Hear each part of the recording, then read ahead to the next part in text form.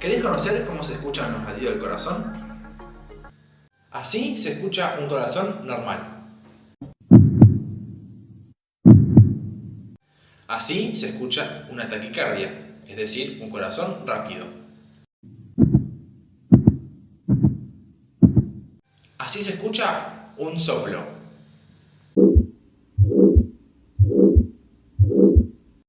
Hoy conocimos algunos de los ruidos cardíacos. ¿Qué más querés que descubramos juntos? Deja tu comentario.